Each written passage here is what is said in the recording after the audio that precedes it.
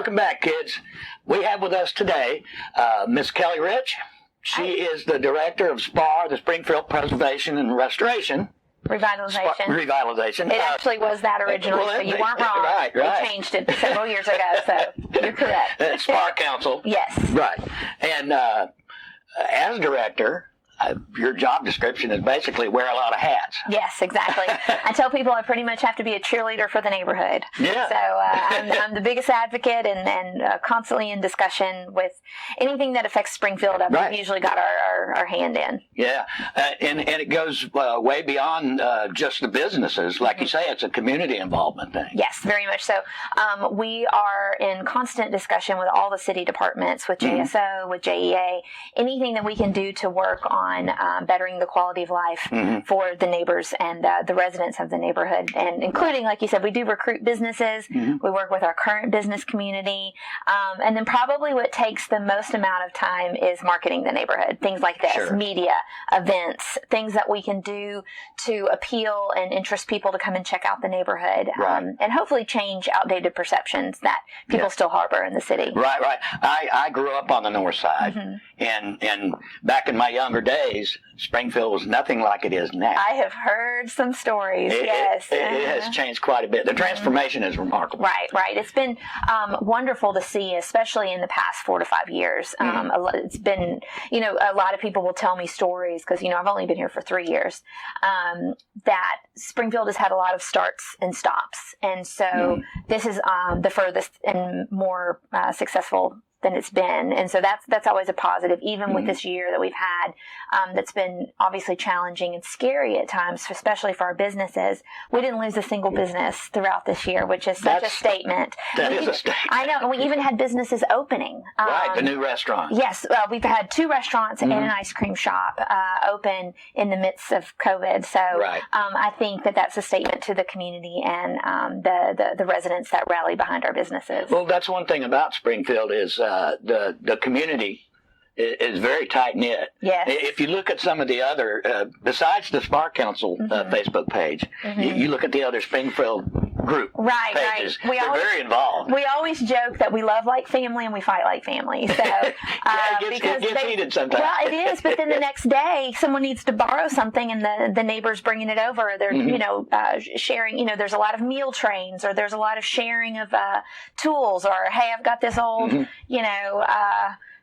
mixer, does anyone want it? And they, it's just a really interesting camaraderie and support system that this neighborhood has. And I think that's the appeal for a lot of people that they don't get in other neighborhoods, and that these neighbors really do know one another. We know not only people's names, we know our dogs' names, we know our kids' names, we know that so and so had surgery last week, and so it's a definitely unique dynamic to the neighborhood that I think has been very part of its success. Right. I lived in Bartram for a long time, and it was nearly a year before we were able to even meet any of our neighbors. Really? I mean, it was. Well, a lot of neighborhoods you kind of get used to going into your garage, and then you don't. Done for the that's day. what you see. Yeah, and so part of that mentality of having to share public space, a lot of people have to park in the street, so you have to kind of learn to work together on that. A lot of people hang out on the front porch, where a lot of neighborhoods are more general in the back yard and in their back patios, a little bit more private. Right. But here in Springfield, it's just people are hanging out on the front porch, and that helps you really get to know your neighbors a little bit better. Which plays right into the Porch Fest. Oh yeah, that's part of the kind of whole dynamic. Which is a big undertaking. Well, it's huge. It takes all year. The front porch dynamic of the neighborhood is part of our whole identity. And like I said, even pre-Porch Fest with it, we just would have had our 6th year, is that people, like I said, they really do use their front porch. And so Porch Fest really just kind of utilized that in addition to all the other components that we work on highlighting the porches with a unique architecture.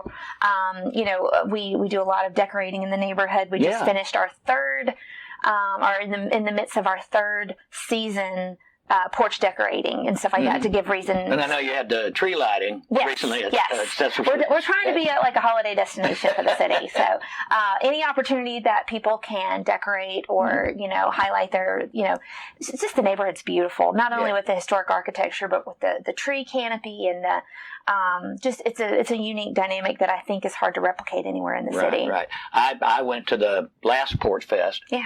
And it was just remarkable. It's grown. It was huge. Yeah. Huge.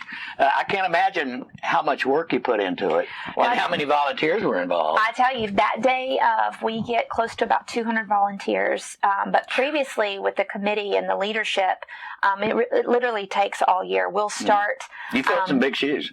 Well, thank you. I know sure did. the people that had brought it and strengthened it, and I was able to just be plopped in and just continue it, and hopefully, like I said, something we're really proud of. I think that it's something that resonates with people all over the city, and people will come to events like that, and they have such warm memories and happiness from that they'll come back throughout the year and enjoy the neighborhood and hit up our businesses and things like that. Which is, this was the goal. The goal of the original intent for this festival was to highlight Springfield and to spur economic development and economic impact, and to give people warm and fuzzies about the neighborhood.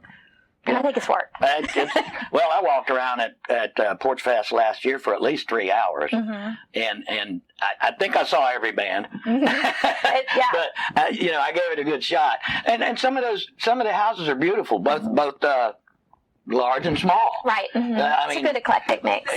People have put a lot of effort into really just making it a beautiful place. Let's talk about the zoning aspect, historical designation. What kind of effort do people normally have to go through to whether they're going in for new construction or they're going to get an older house that needs to be fixed up? I know that they have to, there's a process. There's a process. Well, I'll tell you, most people seem to think that new construction is frowned upon in the neighborhood, and that's not true. No, that's not. And so the neighborhood is under not only a historic district designation, but also we have historic overlay that kind of monitors different design guidelines. And so, and really all that is just to kind of monitor and to help guide to where everything coordinates together. Obviously, we don't want a 10-story building plopped in the middle of Main and 8th Street and stuff. So we want everything to work together, to coordinate, to balance with what historically was already there, and like I said, to bring value to the neighborhood as a whole. And so one thing that we always try to relay to people is that SPAR is not the one making the decisions. That's true. People will call us regularly saying that, I thought we had to get permission from SPAR and stuff, and so it's really not. I see that on the group pages. Yeah, and it's really hard because people have turned us into kind of this mentality of we're policing the neighborhood, and certainly not what our intent is by any means. But if you look at what the people from many years ago that were working to advocate and to protect Springfield because of the work that they did, and they put these implementations in and these restrictions in, that's one of the main reasons why Springfield has grown so much, is because it has been protected. Because back in the 80s and 90s, everything was kind of demo happy, and if there was any sort of issue or concern, they were just, well, let's just plow it down and take care of the problem, just erase the problem. Well, because of that, we've lost a lot of important architecture, not only here but everywhere in the city, of course. But and so having those kind of trailblazers that were working to protect the neighborhood, I'm sure in the height of it, people were kind of irritated that you're trying to tell me what to do and stuff. But at the long term, if you look at what they were able to protect, and like I said, the property values and the whole aspect of the neighborhood, you can contribute to the work that was done 20, 30 years ago. Going forward into 2021, talking I'm ready. Talking about your capital campaign coming up, and letting people know that they can contribute. Oh, excellent. Donations. Yes. So Hurricane Irma knocked us out of our Main Street building 3 years ago. Right. And as with any nonprofit and having to go through committees and bid process, it's been a long process. And so we actually have started construction on our Main Street building. I think we're about a month in, and our goal is to be in just a few months, maybe around February. But what I guess kind of the symbolicness of this project is to be able to show that despite a tumultuous year, despite, everything being kind of in a wait and see mode, we've been able to move forward and to get us back on Main Street. And what a sign to the neighborhood, kind of a morale boost of getting the lights back on, historic building, and putting a building back into use on Main Street. Right. So we're really excited now. We're going on good faith that we'll be able to have the full amount raised at that point. We're about halfway there. We've had a wonderful community support. A lot of our businesses are kind of rallying behind us and doing small scale fundraisers and benefits for us. And so we're really hoping to finish up in the next 6 months of our fundraising campaign. And so it is one of those things that we do need the community's help. Sure. And every donation is appreciated. We had one of our residents send in $5 to our donation. Hey. And I started crying because I'm going to tell you, just her incentive of, her desire to support, it just meant a lot. It really did. So it just showing that our neighborhood is behind us, our city is behind us. And I like to say that in the past 3 years with us being in a temporary office, look at what we've been able to accomplish in the neighborhood. Yeah. Get us back in a real office where we have lots of storage and room to grow and see what else we can accomplish. That's very good. Now, they can find... our people can find links on the Facebook page. There's an article there I read this morning, and it goes to talking about the, probably the Giving Tuesday and and that. I always send people to the website, sparcouncil.org, because everything Springfield-centric is on that page. Not only about our organization, but about all of the things that are happening in Springfield. It's got links to our businesses, links to, our different SPAR perks, memberships, things that are changing, events in the neighborhood. And so if anything Springfield, I send people to the website. And of course, there is that little donate button in the top right corner. So we try to make it really easy. Onward to some of the art that's going on. You got a mural project. Yes. So in case people weren't aware, Porch Fest actually funds public art in the neighborhood every year. So we've been sitting on, what are we going to do this year and what can we accomplish? And we had hit a couple of brick walls on several thoughts and processes. And so we decided to try to do something high impact that would hopefully obviously continue to boost the morale and something fun. And so there were some concrete buildings just sitting in the midst of Clutho Park. And so we're like, let's throw some paint on that. And so we actually had to go through a pretty drawn out process because they actually were owned by JEA. And they were in the public park system. So we had to work with parks. So you're in park, Yes. So there was actually several conversations, but we finally got approval about a month ago. We chose a Springfield artist, David Nakashi, I think is how you pronounce his last name. And he has done several murals in the city, is super talented. And so he did a trio of murals. They're all similar, focused on the Prairie Cross, which is kind of like the Springfield mascot, kind of our icon that comes from Henry Clutho. And so he's doing 3 different versions of the same mural, different, they're a little different color combinations, but they're all centered around the Prairie Cross. And I think he is in the midst of completing his 3rd one as we speak. And so they'll be in different parts of Clutho Park and Springfield Park.